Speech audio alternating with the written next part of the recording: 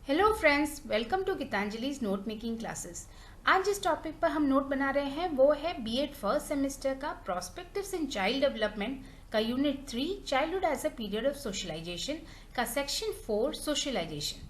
आज इस वीडियो में हम जानेंगे कि सोशलाइजेशन की क्या क्या स्टेजेस होती हैं, एजेंसीज होती हैं और क्या क्या रोल्स होते हैं टीचर के इन सोशलाइजेशन। और ये भी जानेंगे कि इस सेक्शन से आपके बीएड एग्जाम में क्या क्या क्वेश्चंस आ सकता है और आप उसे किस तरह अटेंड करें। So let's get started. B Ed में आपके इस सेक्शन से जो क्वेश्चन आ सकता है फ्रेंड्स, वो हो सकता है व्हाट इज सोशलाइजेशन, या फिर right the methods of socialisation, right the process of socialisation, या फिर what are the different stages of socialisation, what are the different agencies of socialisation, या फिर explain the role of teachers in socialisation. यानी ये 6 जो topic है वो किसी भी परमुटेशन कॉम्बिनेशन में आपके एग्जाम में आ सकते हैं। हमने लास्ट वीडियो में ऑलरेडी व्हाट इज सोशलाइजेशन यानी इसका डेफिनेशन, कैरेक्टरिस्टिक जाना, मेथड्स जाने और प्रोसेस जाने, और इस वीडियो में मैं आपसे डिस्कस करूंगी उसके स्टेजेस, एजेंसीज और रोल ऑफ टीचर। मैं इस तरह इन टॉपिक को कवर अप कर रही हूँ कि वो अगर किसी भी अलग तरीके से क्वेश्चन दिया जाता है इन टॉपिक पर तो आप उसे अटेंड कर पाएंगे और अच्छी तरीके से अपने आंसर लिख पाएंगे। तो चलिए अब इसे डिटेल में देखते हैं। अगर आपका क्वेश्चन आता है what are the different stages and agencies of socialisation, explain the role of teacher in socialisation, तो फ्रेंड्स पहले आप सोशलाइजेशन का डेफिनेशन और कैरेक्टरिस्टिक लिखिएगा, उसके बाद जाके आप स्टेजेस पर आइएगा, फिर एजेंसीज ऑफ सोशलाइजेशन पर आइएगा और अपना आंसर फिनिश कीजिएगा role of teacher in socialisation. इस वीडियो में हम इसी प्रोसीजर को फॉलो करेंगे। ये अगर ऐसा क्वेश्चन आता है तो ये एक 15 मार्क्स का क्वेश्चन होगा, तो टीचर एक्सपेक्ट करेगा कि आप 4 to 6 पेजेस इस क्वेश्चन को लें लिखने में। तो डेफिनेशन अगर समझे तो सोशलाइजेशन वो प्रोसेस होता है जिसमें हम एक बच्चे को प्रिपेयर करते हैं कि वो किस तरह सोसाइटी में बिहेव करे और उसका जो कंडक्ट होता है वो कैसा होना चाहिए। और उसके साथ ये भी सोशलाइजेशन में जाता है कि एक सोशल रोल अपना वो किस तरह निभाता है, यानी एक स्टूडेंट जो है वो टीचर के प्रति किस तरह निभाता है अपना रोल, और एक वही स्टूडेंट जब बेटा होता है या बेटी होती है तो वो अपने माँ बाप के प्रति उसके सोशल रोल्स चेंज हो जाते हैं और वो उसे किस तरह निभाता है। यानी एक इंडिविजुअल अपने को सोसाइटी में किस तरह एडजस्ट करता है, अपने सोशल रोल्स को किस तरह निभाता है और उसका बिहेवियर किस तरह हम बेटर कर पाते हैं ताकि वो अपने को फिट कर पाए और एक सिविलाइज्ड इंडिविजुअल बन पाए। ये पूरे प्रोसेस को सोशलाइजेशन कहा जाता है। तो आप डेफिनेशन में लिखिएगा कि socialisation is the process of preparing the child to fit well in the society into which they are born. तो जहाँ बच्चा पैदा हुआ है वहाँ वो किस तरह अच्छे से फिट हो पाएगा, वो प्रोसेस जब हम सिखाते हैं उसे सोशलाइजेशन कहते हैं। इसके बाद आप कैरेक्टरिस्टिक पर जब आइएगा तो सोशलाइजेशन, जैसे मैंने बोला कि वो एक प्रोसेस होता है जिसमें इंडिविजुअल अपने को एडजस्ट करवाता है नए रोल में या फिर नए सोशल रोल्स में। तो इस तरह आप समझें कि अगर एक बच्चा पैदा हुआ है तो वो बेटा या बेटी है और धीरे धीरे जब वो बड़ा होता है, स्कूल जाता है, तो वही बच्चा अभी स्टूडेंट बनता है और फिर वो बड़े होने के बाद एडल्टहुड में जब नौकरी करता है तो वो सेम इंडिविजुअल फिर किसी का एम्प्लॉय बनता है या फिर किसी का बॉस बनता है।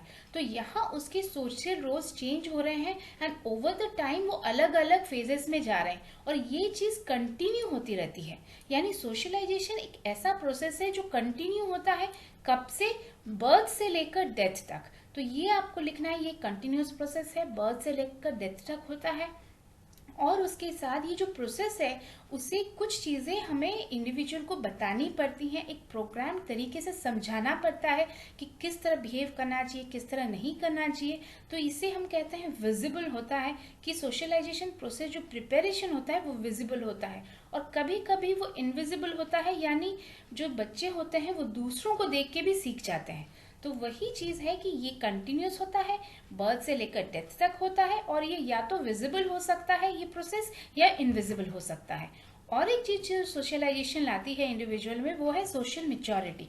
यानी अगर बच्चे का सोशलाइजेशन प्रॉपर तरीके से हो रहा है तो वो हर रिलेशनशिप को एक प्रॉपर तरीके से निभा पाएगा, उसके नॉर्म समझ पाएगा, उसके वैल्यू समझ पाएगा और अपनी बिहेवियर उस रोल में किस तरह होनी चाहिए उसे समझ पाएगा, और इस चीज़ को हम सोशल मैच्योरिटी बोलते हैं। तो यही जाएगी कैरेक्टरिस्टिक में। आप लिखिएगा कैरेक्टरिस्टिक में कि socialisation is a continuous process which may be visible और may not be, it starts from birth and ends with death, socialization leads to social maturity. Characteristic और डेफिनेशन के बाद हम क्वेश्चन पर आएंगे, और क्वेश्चन डिमांड करता है कि हम डिफरेंट स्टेजेस ऑफ सोशलाइजेशन लिखें।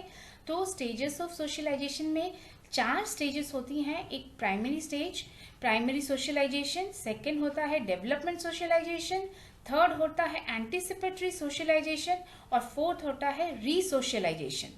चलिए अब इसे डिटेल में लिखना है हमें।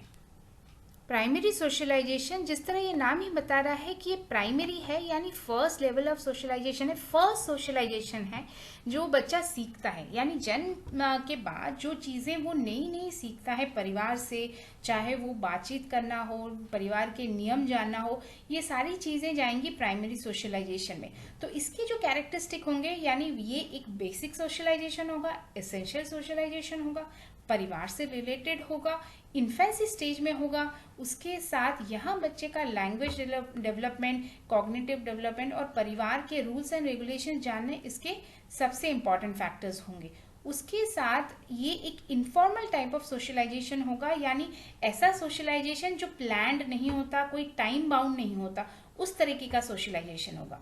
तो यही पॉइंट्स है, आप उसको एक्सप्लेन कीजिएगा इस तरीके से कि most essential and basic socialisation, primary socialisation is essential and basic. This socialisation takes place in early years of life of the infant, और it concentrates on language, cognitive development and understanding norms and values of family। और last point में लिखिएगा it is an informal type of socialisation. हम जब types of socialisation में आएंगे friends इसके बाद वाले स्लाइड्स पे, तो मैं आपको इनफॉर्मल एंड फॉर्मल डिटेल से बताऊंगी, पर अभी के लिए ये समझ लीजिए वो टाइप ऑफ सोशलाइजेशन जहाँ कोई रूल्स फॉलो नहीं होती, जो टाइम बाउंड नहीं होता, एक प्रॉपरली प्लान्ड तरीके से नहीं होता, उसे हम इनफॉर्मल सोशलाइजेशन बोलते हैं। और इसमें फैमिली सबसे इम्पॉर्टेंट पार्ट होती है, या फिर फ्रेंड्स भी जाते हैं, रिलेटिव्स भी जाते हैं, नेबर्स भी इसमें जाते हैं, पर फैमिली सबसे इम्पॉर्टेंट में आती है इनफॉर्मल टाइप ऑफ सोशलाइजेशन में। सेकेंड जो टाइप ऑफ सोशलाइजेशन है, स्टेज ऑफ सोशलाइजेशन है, वो है डेवलपमेंट सोशलाइजेशन। फ्रेंड्स ये नाम बताता है डेवलपमेंट, यानी ऑलरेडी जो सोशलाइजेशन उसे मिल गई है उस पर डेवलपमेंट। यानी प्राइमरी सोशलाइजेशन के बाद जब वो घर से बाहर जाता है, नए लोगों से मिलता है, तो उसका जो सोशलाइजेशन होता है उसे हम डेवलपमेंट सोशलाइजेशन बोलेंगे। तो इसके कैरेक्टरिस्टिक्स में आएंगे कि ये प्राइमरी के बाद आता है, इस पर दूसरे लोगों का इन्फ्लुएंस होता है, दूसरे लोग जो अलग सोसाइटी, अलग कल्चर से बिलोंग करते हैं, उनका इन्फ्लुएंस होता है।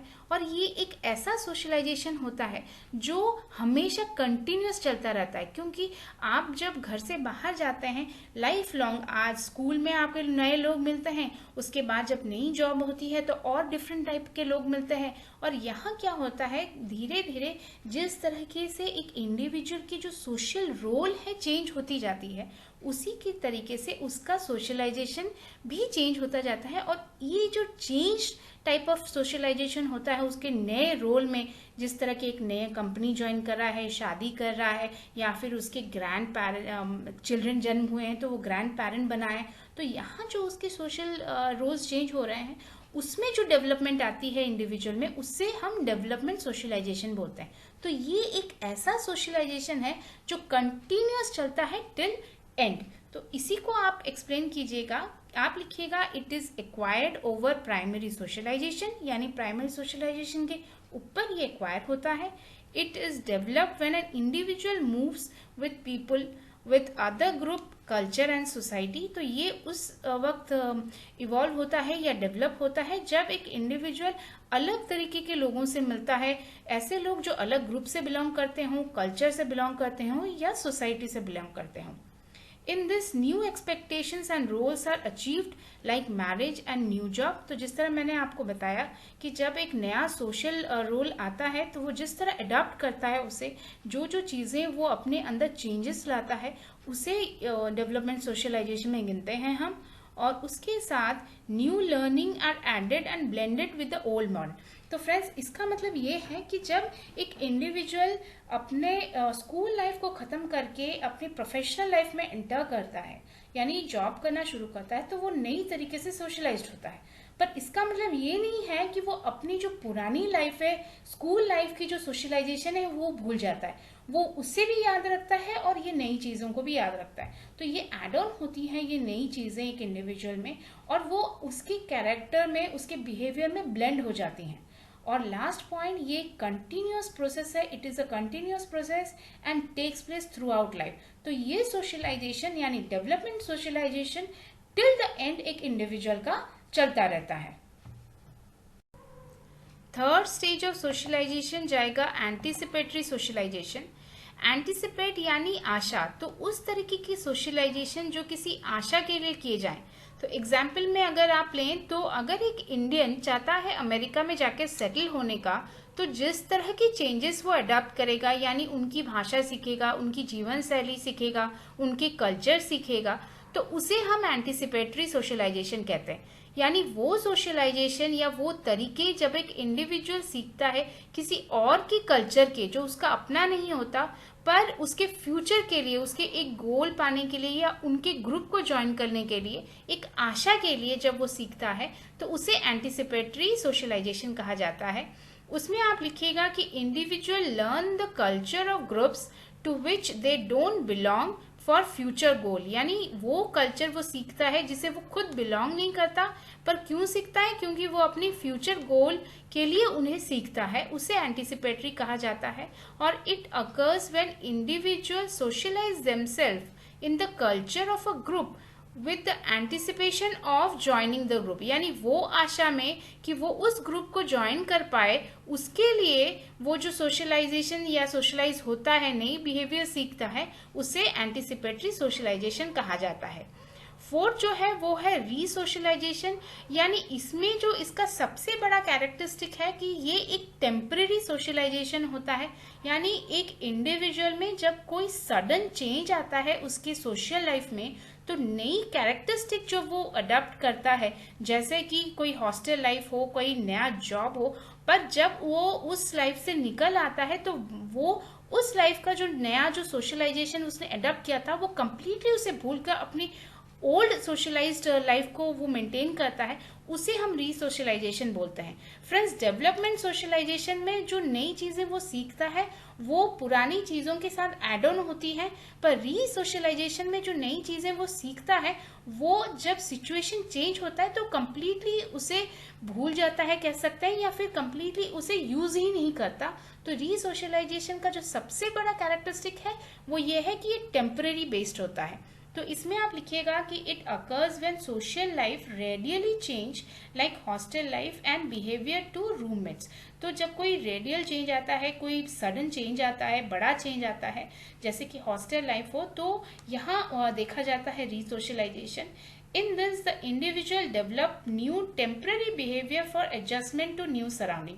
तो यहाँ इंडिविजुअल क्या करते हैं, अपने अंदर एक टेम्परेरी बिहेवियर चेंज लाते हैं, टेम्परेरी चेंज लाते हैं, ताकि वो जो नया एनवायरनमेंट है उसमें वो एडजस्ट कर पाए, नए सराउंडिंग में एडजस्ट कर पाए।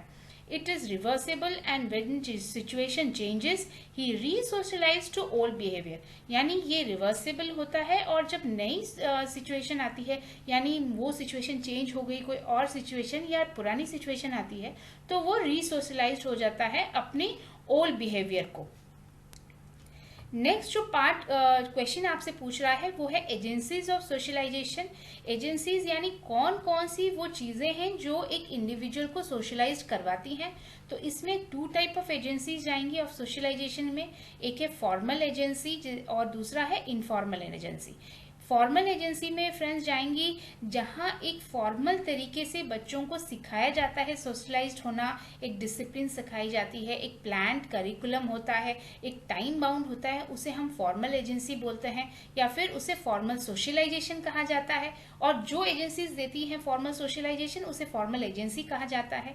और सेकेंड है इनफॉर्मल एजेंसी, जिस तरह हमने बात की फैमिली, वो जाएगी इनफॉर्मल एजेंसी में, जहाँ हमें इनफॉर्मल सोशलाइजेशन किए मिलता होता है, जो ऐसा सोशलाइजेशन होता है जिससे कोई प्रॉपर टाइम बाउंड नहीं होता, एक प्लान्ड नहीं होता। तो ये आप लिखिएगा कि टाइप्स ऑफ सोशलाइजेशन में formal agency, agencies with the objective of carrying out various functions of education are called formal agency। यानी वो एजेंसी जहाँ एक ऑब्जेक्टिव होता है उनका, यानी एक गोल होता है, और वो गोल क्या होता है, to carry out the functions of education, बच्चों को एजुकेट करवाने का, सोशलाइज करवाने का वो जो गोल होता है उसे हम बोलते हैं फॉर्मल एजेंसीज, जैसे कि स्कूल है, टेम्पल है, लाइब्रेरीज हैं।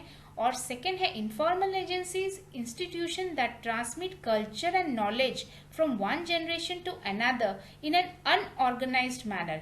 यानी वो एजेंसीज हों, वो इंस्टीट्यूशंस हों जहाँ कल्चर एक जनरेशन से दूसरे जनरेशन या फिर नॉलेज एक जनरेशन से दूसरे जनरेशन ट्रांसफर होता है, पर ये कोई प्रॉपरली एक प्लान तरीके से नहीं होता बल्कि अनऑर्गेनाइज्ड होता है, बच्चे अपने आप दूसरों को देख के सीखते हैं। तो उसे हम बोलते हैं इनफॉर्मल एजेंसी, जिसमें सबसे प्राइमरी जाएगी फैमिली, उसके बाद प्ले ग्रुप जाएंगे यानी फ्रेंड्स जाएंगे और रिलेटिव्स भी जाएंगे।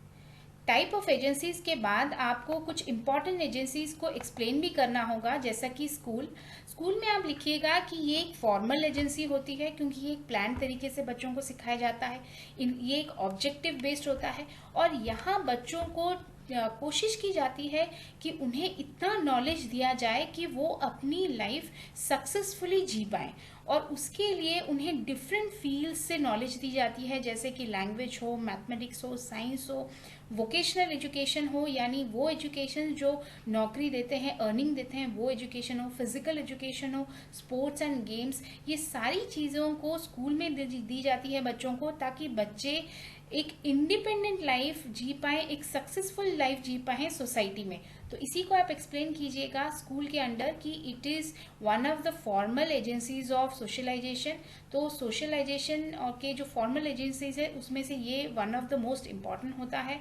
It gives maximum knowledge of the subjects required for necessary living and successful life, और ये सबसे ज़्यादा नॉलेज देता है एक इंडिविजुअल को कि वो एक सक्सेसफुल लाइफ जी पाए। और वो कैसे देता है, it gives knowledge on language, तो ये नॉलेज जो देते हैं वो लैंग्वेज पर भी देते हैं, मैथमेटिक्स, नेचुरल साइंस पर देते हैं, वोकेशनल एजुकेशन पर देते हैं, physical education, games and sports पे दिया जाता है, which plays a vital part in socialisation.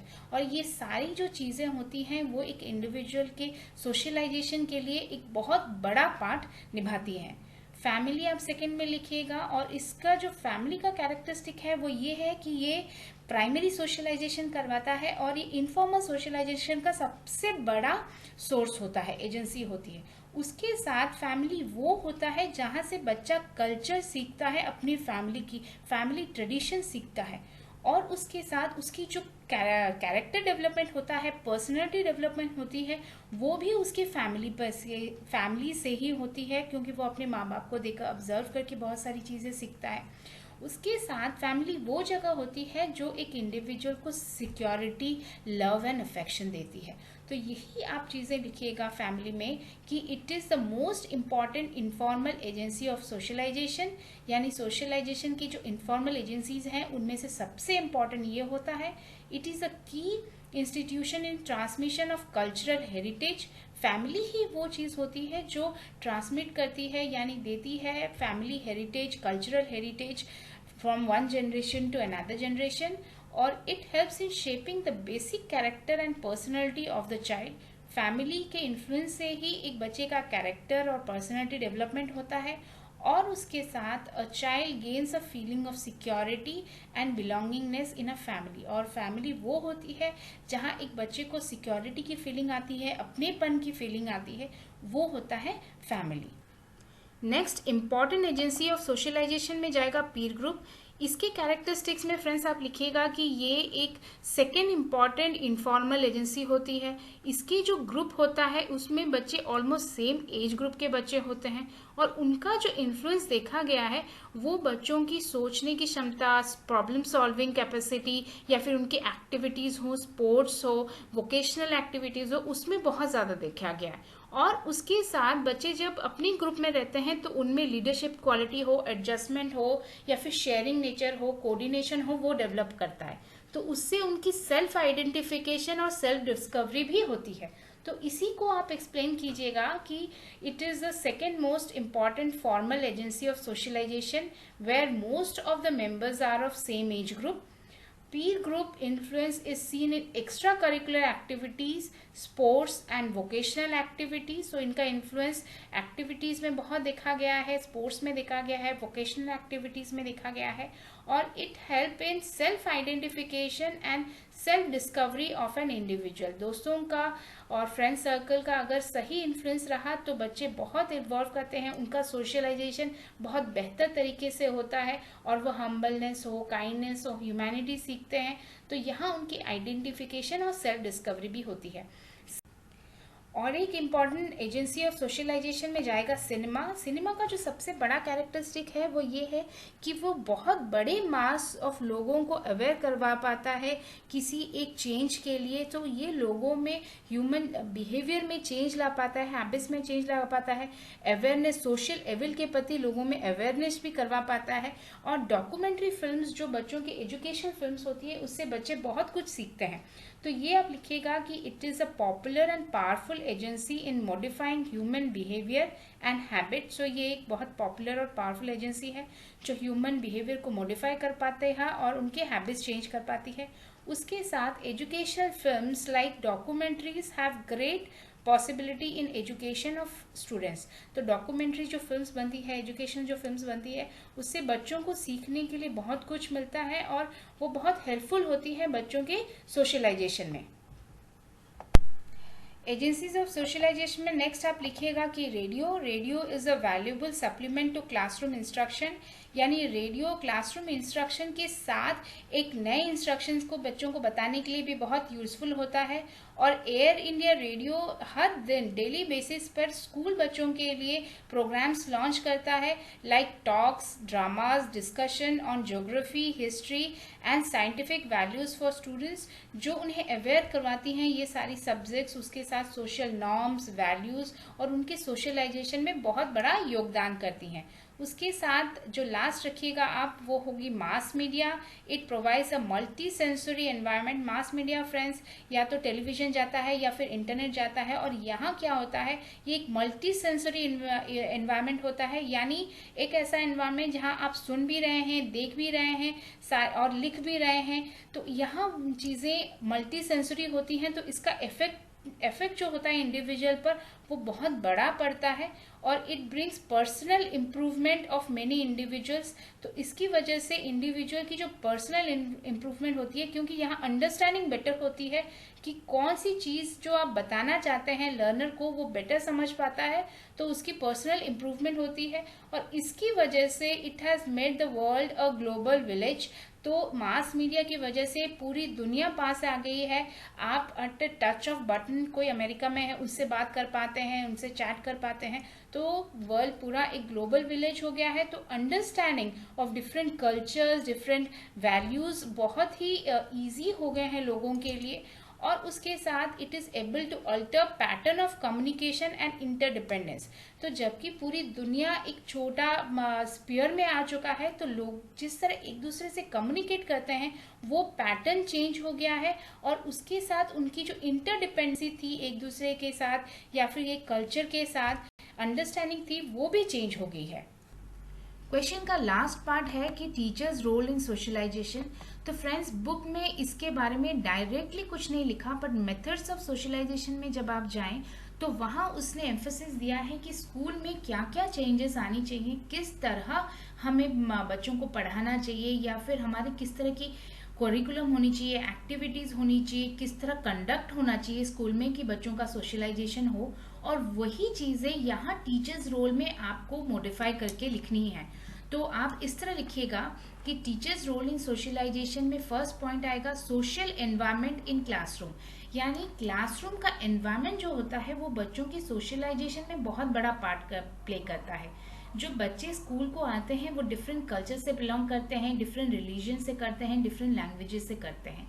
तो टीचर अपने क्लास में इस तरह का एनवायरनमेंट रखना चाहिए जहां बच्चे एक दूसरे के साथ फ्रीली बात कर पाएं, कम्युनिकेट कर पाएं बिना किसी हडल के या रिस्ट्रिक्शन के, और एक हेल्दी एटमॉस्फेयर क्लासरूम में क्रिएट हो, और उसके साथ टीचर भी बच्चों के साथ इतनी फ्रीली बात करे, वो बच्चों को डिस्क्रिमिनेट ना करे उनके कास्ट के हिसाब से या लैंग्वेज के हिसाब से या रिलीजन के हिसाब से, तो वहाँ बच्चों का सोशलाइजेशन बेटर होता है, जहाँ क्लासरूम में एक सोशल एनवायरनमेंट हेल्दी होता है। तो ये आप लिखिएगा कि teacher should establish good relations with the children and should communicate more with them.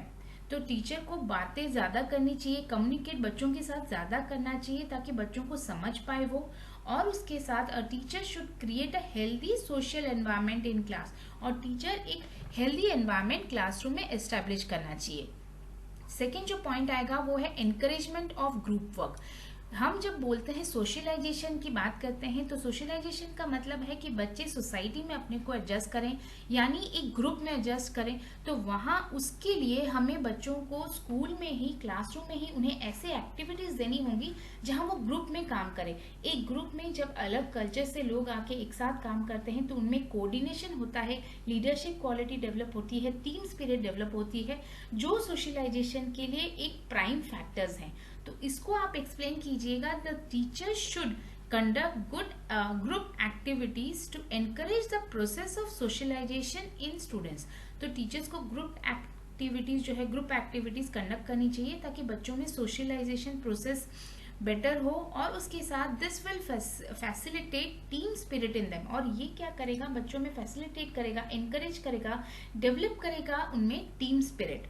Third point में आप लिखिएगा कि फीलिंग ऑफ टुगेदरनेस, यानी क्लासरूम एक ऐसा एनवायरनमेंट होता है जो बच्चे बहुत सारे अलग तरीके से, अलग बैकग्राउंड से आते हुए बच्चे एक साथ रहते हैं। तो जब बच्चे एक साथ एक ही जगह पे रहते हैं तो वो एक दूसरे को जानते हैं, उनके कल्चर, उनके वैल्यूज़ को समझते हैं, और वहाँ अगर एक फीलिंग ऑफ टुगेदरनेस आए कि हम सब एक क्लास के ही हैं, हमारा ये क्लासमेट है, वो फीलिंग आए, तो वहाँ बच्चे दूसरों की जो कल्चर है उससे रिस्पेक्ट भी करते हैं और रिगार्ड भी करते हैं, जो सोशलाइजेशन में एक बहुत इंपॉर्टेंट पार्ट है।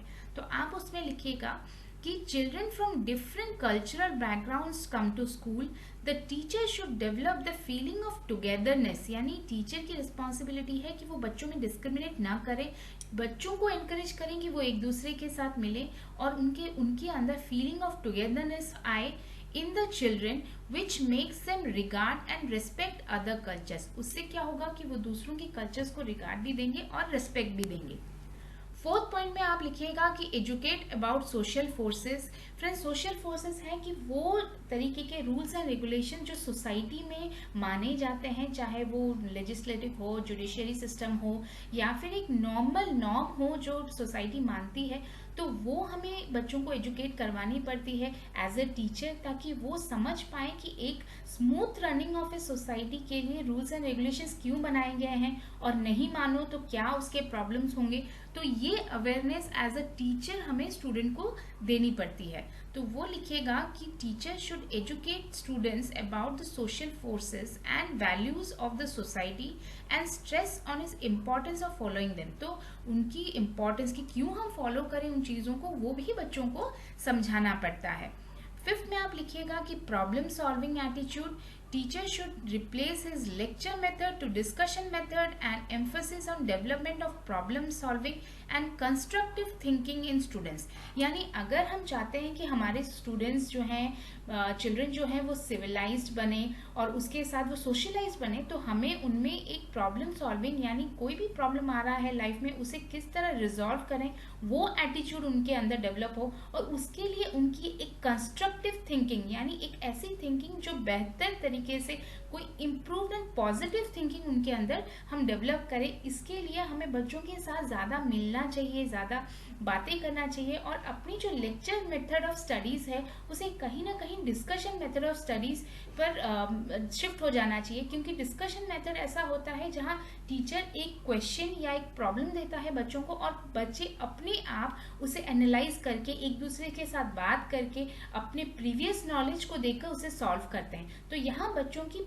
प्रॉब्लम सॉल्विंग एटीट्यूड जो है और कंस्ट्रक्टिव थिंकिंग जो है वो डेवलप होती है।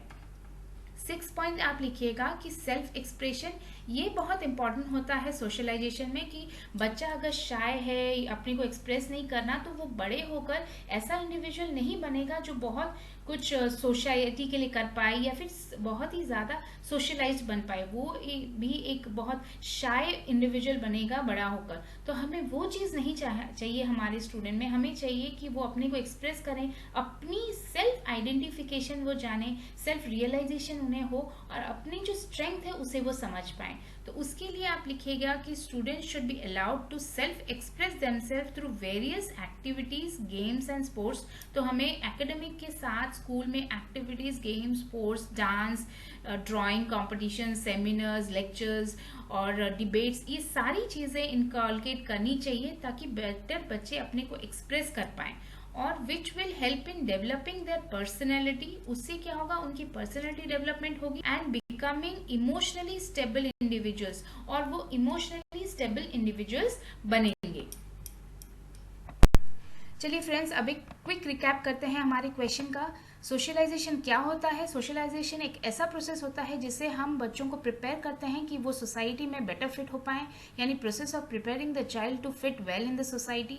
इसके कैरेक्टरिस्टिक्स में जाएंगी, ये कंटिन्यूस होता है, बर्थ से लेकर डेथ तक होता है, इससे बेटर सिविलाइज्ड इंडिविजुअल्स बनते हैं और ये इंडिविजुअल्स में सोशल मैच्योरिटी लाता है। स्टेजेस ऑफ सोशलाइजेशन की बात करें तो ये 4 स्टेजेस होती हैं: primary socialisation, development socialisation, anticipatory socialisation and re socialisation. Primary socialisation एक ऐसा सोशलाइजेशन है जो बेसिक होता है, फैमिली से स्टार्ट होता है, स्टार्ट्स फ्रॉम फैमिली। इसके इम्पॉर्टेंट जो पॉइंट्स हैं जिसमें जो डेवलपमेंट होती हैं वो होती है लैंग्वेज डेवलपमेंट, कॉग्निटिव डेवलपमेंट और अंडरस्टैंडिंग ऑफ फैमिली वैल्यूज़। इसके बाद डेवलपमेंट सोशलाइजेशन की बात करेंगे तो डेवलपमेंट सोशलाइजेशन होता है जो एक्वायर्ड होता है प्राइमरी सोशलाइजेशन के ऊपर, यानी acquired over primary socialisation. Occurs when social role changes, ये सब सोशल रोल्स चेंजेस होती हैं तब ये डेवलपमेंट होता है, तब ये सोशलाइजेशन होता है। और उसके साथ new learning are added to old learnings, यानी जो नई वैल्यूज आती हैं, नई लर्निंग्स होती हैं, वो पुरानी लर्निंग्स के साथ एड ऑन हो जाती हैं। एंटीसिपेटरी सोशलाइजेशन तब होता है जब एक इंडिविजुअल किसी दूसरे की कल्चर लर्न करने की कोशिश करता है और उस होप में कि वो उस नए कल्चर को ज्वाइन कर पाए, यानी लर्न्स डिफरेंट सोशल वैल्यूज, और उसके साथ anticipation of joining the group. और चौथा रहता है रीसोशलाइजेशन। इसका कैरेक्टरिस्टिक है ये टेम्पररी चेंज इन बिहेवियर होता है और ये तब होता है जब कोई सडन चेंज आता है इंडिविजुअल में, जैसे कि कोई हॉस्टल लाइफ ज्वाइन करा है, नया जॉब ज्वाइन करा है, तो वो चेंज जब आता है उसे बोला जाता है कि occurs due to radical change in life, उसे बोला जाता है रीसोशलाइजेशन। और ये जब फेवरेबल कंडीशन आता है, यानी वो लाइफ चेंज हो जाती है, तब इंडिविजुअल वापस अपने ओल्ड बिहेवियर तक आ जाता है। एजेंसीज ऑफ सोशलाइजेशन में जाएंगी 2 टाइप की agencies, formal agency and informal agency. Formal agency का एक ऑब्जेक्टिव बेस्ड होता है और उसका ऑब्जेक्टिव होता है to carry out functions of education, यानी बच्चों को एजुकेट करवाना उसका ऑब्जेक्टिव होता है। इसके एग्जाम्पल है स्कूल और टेम्पल। इनफॉर्मल एजेंसीज होती हैं जैसे कि परिवार, और इसका इंपॉर्टेंस होता है कि ये हेल्प करता है ट्रांसमिट करना कल्चर एंड नॉलेज। ये हेरिटेज जो होती है, फैमिली हेरिटेज या फैमिली कल्चर जो होती है, उसे एक जनरेशन से दूसरे जनरेशन की ओर ट्रांसमिट करता है। So transmit culture and knowledge. Example में जाएंगी फैमिली एंड फ्रेंड्स।